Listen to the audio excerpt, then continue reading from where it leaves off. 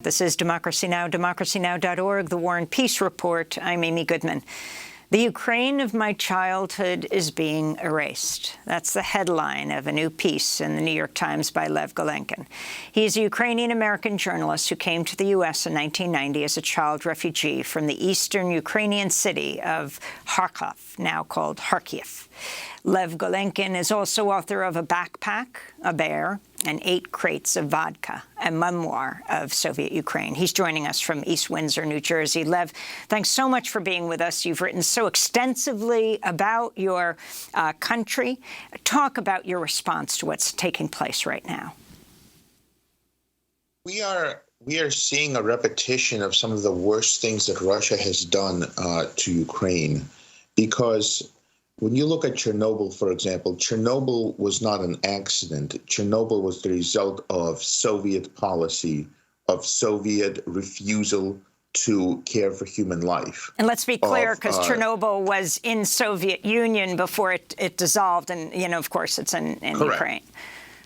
Correct. But it was inflicted upon, it is in Ukraine, it was inflicted upon Ukraine, and it was the result of Soviet policy, of Soviet disregard for safety. What we're witnessing right now is Moscow, again, complete disregard for safety with the attacks on nuclear plants and with the lack of foresight to the horrors that could happen. We also see, for example, there's mixed information about a strike recently on near Babi Yar in Kiev, which is a Nazi killing ground.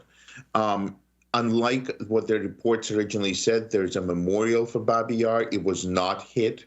Original reports were saying that it was not hit, but the Russian attack landed near Babi Yar anyway. So we're talking about a sacred ground. We're talking about a killing ground of 33,000 Jews in 2 days by the Nazis in 1941.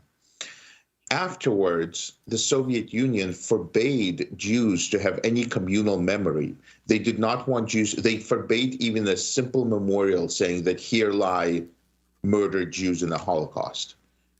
And now you have Moscow again just recklessly attacking right near a site that has such significance and holds such pain for the Jewish people and for Ukraine in general. And yet, isn't it interesting, Lev, that this memorial was very controversial at Babi Yar, a famous massacre site. And it was a Russian billionaire, Jewish Russian billionaire, who was born in Lvov, Mikhail Friedman, who mainly funded the Babi Yar, the latest Babi Yar memorial.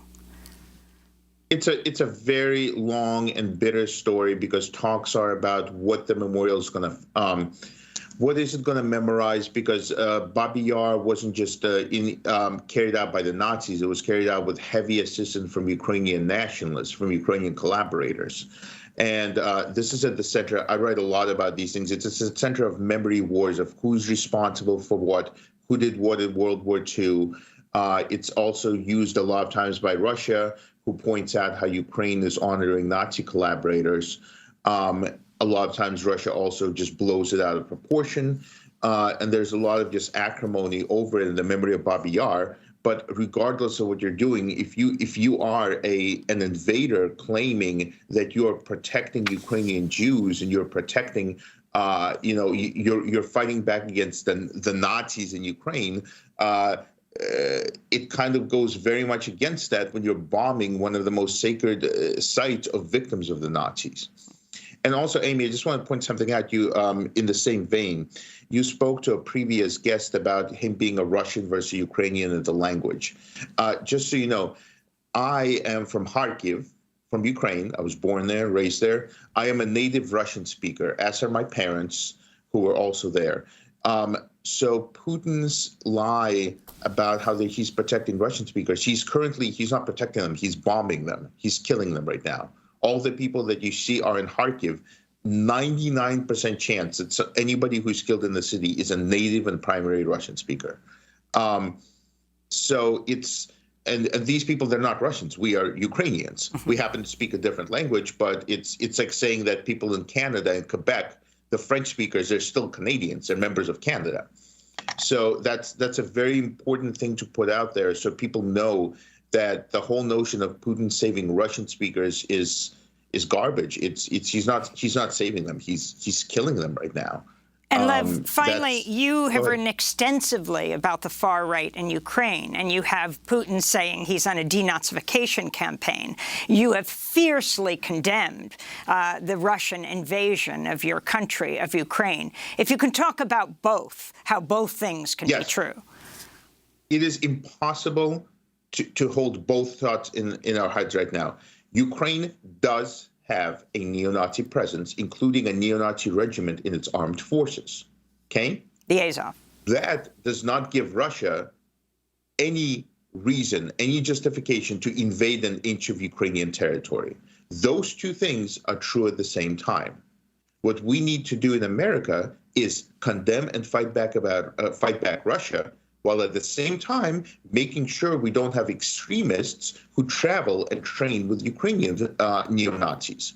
And it's extraordinarily frustrating to see people as saying it's one of two things. It's either Putin is a savior on a campaign to free Ukraine, which is garbage, but then people on the other hand say, well, I guess that means that Ukraine doesn't have any neo-Nazis and we shouldn't worry about them.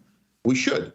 We can support Ukraine, and I believe it is supporting Ukraine to make sure that these far-right groups do not have access to weapons. And I think that's important not just for Ukraine, but also for America, because we do not want these things coming back in attacks on other places, similar to how Islamic extremists do it. And it's important to be able to entertain both things at the same time. And Lev, how are the far right? Invasion, and at the same time, be careful. How is the far right? How are the neo-Nazis in Ukraine responding to the Russian invasion, and how are the other Ukrainians responding to them? This is the Ukrainian far right could not have wished for anything better for this. Okay, they now are. It's very much harder. It's harder to criticize them, and they're also now open for recruitment. They've wanted, from the beginning of this conflict, both sides, the separatists and the Ukrainian far right, have attracted neo-Nazis from all over the world to get firsthand experience in battle.